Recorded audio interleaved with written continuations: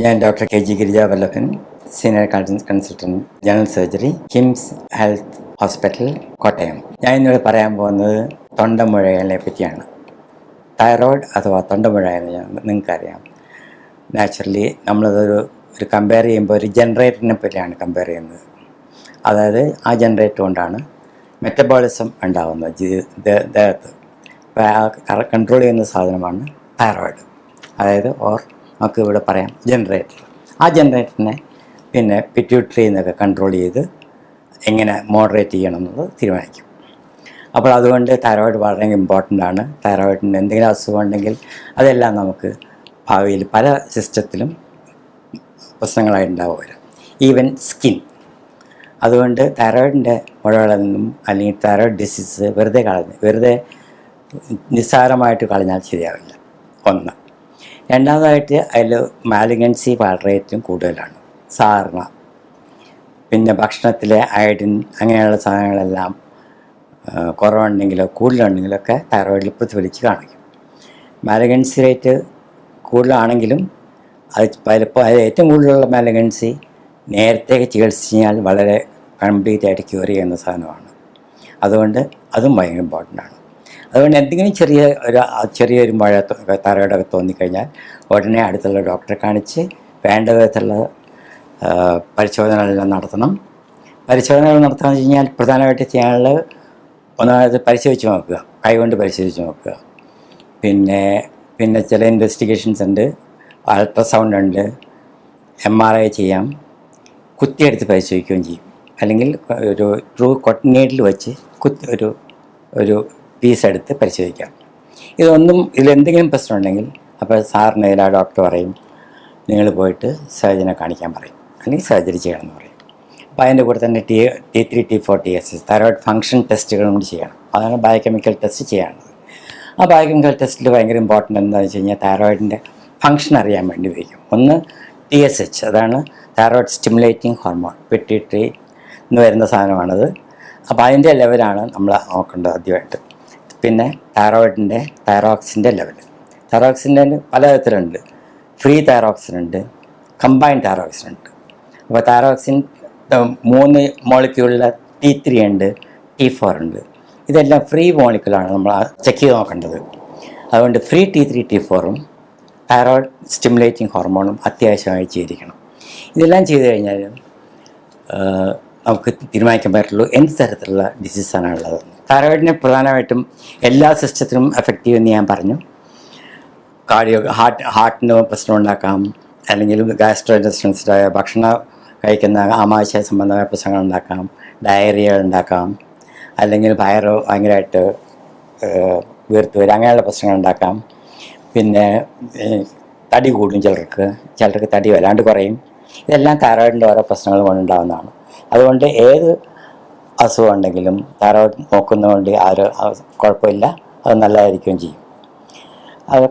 അങ്ങനെ ഒരു കാര്യം. പിന്നെ ഓപ്പറേഷൻ ചെയ്ത് എടുക്കാവുന്ന തൈറോയ്ഡ് സർജറികൾ, തൈറോയിഡിൻ്റെ പറ്റി പറയുകയാണെങ്കിൽ സാധാരണ മുഴകളാണ്, പലതരം മുഴകളുണ്ടാവും. അതൊന്ന്. 2, തൈറോയിഡിൻ്റെ ഹൈപ്പർ ഫങ്ഷൻ, കൂടുതലായിട്ട് ജോലി ചെയ്യുന്ന തൈറോയിഡ്, കൂടുതലായിട്ട് തൈറോക്സിൻ സെക്രേറ്റ് ചെയ്യും. അപ്പോൾ ഭയങ്കരമായിട്ട് ആൾക്കാർ വളരെ മെലിഞ്ഞു വരും. സാധാരണ ഇതിൽ പറയാൻ പലതരത്തിലുള്ള ചികിത്സിക്കാം. ഒന്ന് സർജറിയാണ്, അല്ലെങ്കിൽ തന്നെ മരുന്ന് കൊടുത്ത് നമ്മൾ കൺട്രോൾ ചെയ്തിട്ടേ സർജറിക്ക് എടുക്കുള്ളൂ. മരുന്ന് കൊടുത്ത് കൺട്രോൾ ചെയ്ത് കഴിഞ്ഞാൽ കുറേ നാൾ കൺട്രോൾ ചെയ്യണം. ചിലപ്പോൾ കൺട്രോൾ വിട്ടുപോകാൻ സാധ്യതയുണ്ട്.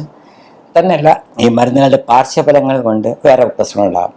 അതുകൊണ്ട് കുറച്ച് നാൾ കൺട്രോൾ ചെയ്ത ഹൈപ്പർ തൈറോയിഡിസം സാധാരണയിൽ ഓപ്പറേഷന് വിധേയമാക്കാം. അതാണ് സാധാരണ ചെയ്യുന്നത്. പിന്നെ ഹൈപ്പർ തൈറോയിഡിസിന് സാധാരണയിൽ തൈറോക്സിൻ കൊടുത്താൽ മാത്രം മതി.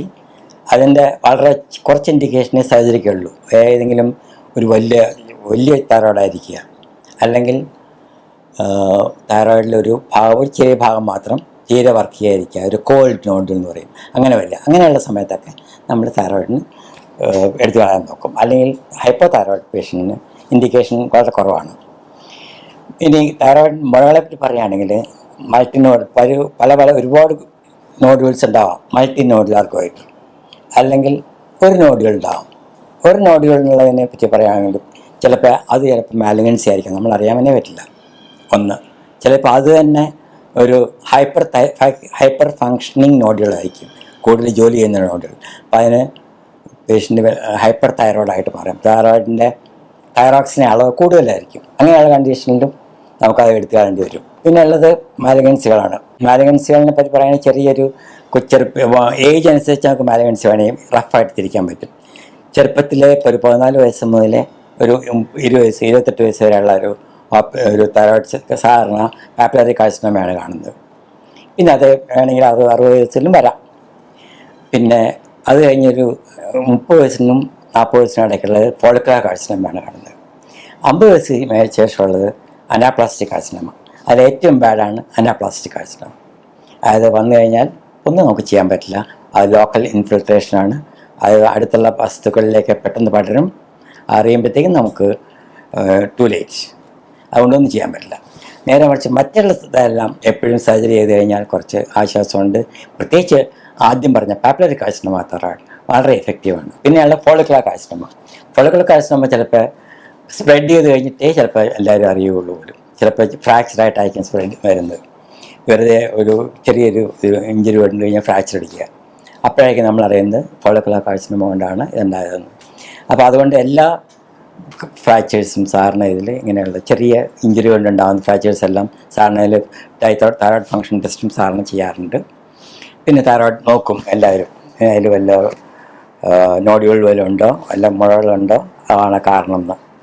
പിന്നെയുള്ളത് ആദ്യം പറഞ്ഞ പാപ്പിലറി കാർസിനോമയ്ക്ക് ഇവിടെ എല്ലാം സ്പ്രെഡ് വരും. കഴുത്തിലൊക്കെ നോഡ്യൂൾസ് വരും, കഴുത്തിൽ വേറെ നോഡ്യൂൾസ് വരും. അത് ലിംഫാറ്റിക് സ്പ്രെഡ് കൊണ്ടാണ്. എന്തായാലും എന്ത് ചെയ്യുന്നാലും അതെല്ലാം പാപ്പിലറി കാർസിനോമ ഏറ്റവും നല്ലത്. ചികിത്സിക്കാനായിട്ട് വളരെ എളുപ്പമാണ്. വളരെ നേരത്തെ കണ്ടുപിടിച്ച് കഴിഞ്ഞാൽ കംപ്ലീറ്റ് എടുത്തു കഴിഞ്ഞാൽ കംപ്ലീറ്റ് ക്യൂറാണ് അതിന്. തൈറോയ്ഡ് മുഴുവൻ എടുത്തു കഴിഞ്ഞാൽ തൈറോയ്ഡ് തൈറോക്സിൻ തന്നുകൊണ്ടിരിക്കും. അതാണ് സാധാരണയിൽ പോകുന്നത്. പിന്നെ ഉള്ളത് മൾട്ടിനോഡൽ അവേർട്ടർ. മൾട്ടിനോഡൽ അവേർട്ടറിന് വേറെ വലിയ പ്രശ്നമൊന്നുമില്ല. പക്ഷേ 2 കുഴപ്പങ്ങളുണ്ട്. ഒന്ന്, അതിലൊരു മാലിഗ്നൻസി ഉണ്ടാവാം. 2, അതിൻ്റെ ഇടയ്ക്കുള്ള ടിഷ്യൂ, ഈ 2 നോഡുകളുടെ ഇടയ്ക്കുള്ള ടിഷ്യൂ ചിലപ്പോൾ ഫങ്ഷൻ കൂടുതലായി ഹൈപ്പർ തൈറോയിഡിസം, അതായത് സെക്കൻഡറി ഹൈപ്പർ തൈറോയിഡിസം എന്ന പ്രശ്നം ഉണ്ടാവാം. അതും അല്ലെങ്കിൽ മൂന്നാമതായിട്ട് പറയുകയാണെങ്കിൽ ഇത് ഗ്രോ ചെയ്ത് നമ്മുടെ ശ്വാസക്കുഴലിനെയൊക്കെ ഒരു വശത്തേക്ക് തള്ളിക്കൊണ്ടു പോകും. അപ്പം നിരന്തരമായ ചുമ, ബുദ്ധിമുട്ടൊക്കെ വരും, ശ്വാസം മുട്ടലൊക്കെ വരും. അല്ലെങ്കിൽ അത് നമ്മുടെ നെഞ്ചും കൂടിനകത്തേക്ക് വളരും. അപ്പോൾ അകത്തേക്ക് വന്നു കഴിഞ്ഞാൽ ഹാർട്ടിനൊക്കെ ബുദ്ധിമുട്ടായിട്ട് വരും. അങ്ങനെയുള്ളതുകൊണ്ടാണ് തൈറോയ്ഡ് സാറിന് ഇതിൽ ഒരു മൾട്ടിനോഡുലാർ ഗോയിറ്റർ ആണെങ്കിൽ തന്നെ എല്ലാവരും പറയും കുറച്ച് നാൾ ഒബ്സർവ് ചെയ്തിട്ട് വലുതാണെങ്കിൽ ഉടനെ ഓപ്പറേഷൻ ചെയ്യാണ് ഏറ്റവും best. Because to decrease the complications. പ്രത്യേകിച്ച് കുറച്ച് പ്രായമായി ഡയബറ്റീസ്, കാർഡിയോ പ്രോബ്ലം ഒക്കെ ഉള്ളവരാണെങ്കിൽ നേരത്തെ ഓപ്പറേഷൻ ചെയ്യുന്നതാണ് ഏറ്റവും ഉത്തമം. അതുകൊണ്ട് എല്ലാ പേഷ്യൻസും തൈറോയിഡിന് അസുഖമുണ്ടെന്ന് തോന്നുന്നവരെല്ലാം നിർബന്ധമായിട്ടും ഡോക്ടറെ കണ്ടിരിക്കണം. അവരുടെ നിർദ്ദേശമനുസരിച്ച് പ്രവർത്തിക്കേണ്ടതാണ്.